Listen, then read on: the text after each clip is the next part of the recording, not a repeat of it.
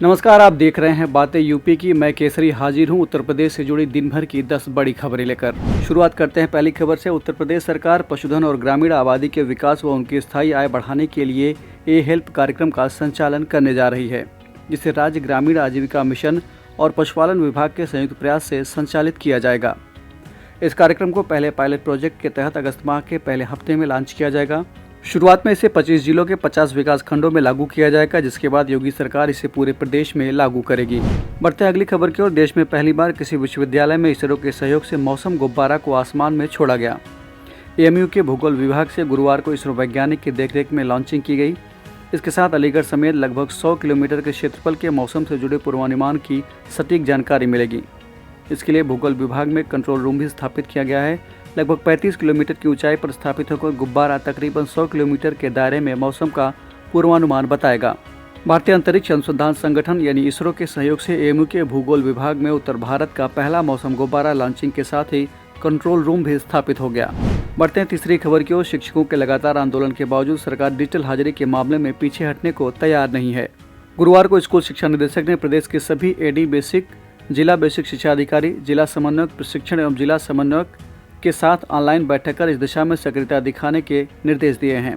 कहा है कि कल से अगले एक सप्ताह तक सभी अधिकारी अपने कार्यक्षेत्र के तहत आने वाले विद्यालयों का प्रातः 7:30 बजे से 10:30 बजे तक नियमित भ्रमण करें और डिजिटल पंजिकाओं के संबंध में शिक्षकों को समझाएं और उसके नियमित प्रयोग के लिए प्रेरित करें।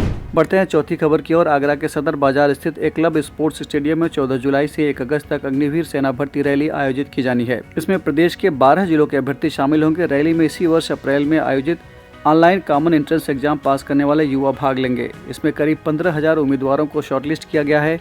भर्ती 3 चरणों में आयोजित की जाएगी। पहले चरण में सेना भर्ती कार्यालय आगरा के सभी 12 जिलों के अग्निवीर जनरल ड्यूटी, अग्निवीर कार्यालय सहायक, अग्निवीर तकनीकी, अग्निवीर ट्रेड्समैन 8वीं और 10वीं पास श्रेणी के युवा शामिल होंगे।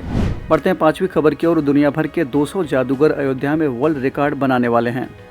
2 दिवसीय आयोजन 13 जुलाई से होगा। रामलला का दर्शन कर जादूगर श्री राम जन्मभूमि परिसर में एक साथ जादू से ही भगवा ध्वज फहराएंगे।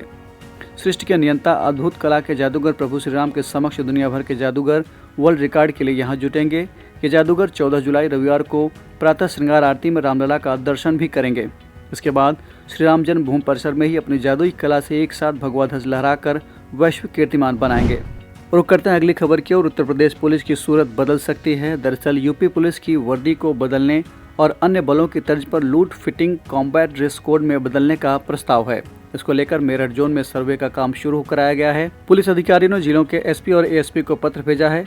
अब इस लेटर पर पुलिस कर्मियों से राय ली जा रही है। सर्वे को पूरा कराकर रिपोर्ट को bureau of police research and development यानी पुलिस रिसर्च एंड डेवलपमेंट को भेजा जाएगा।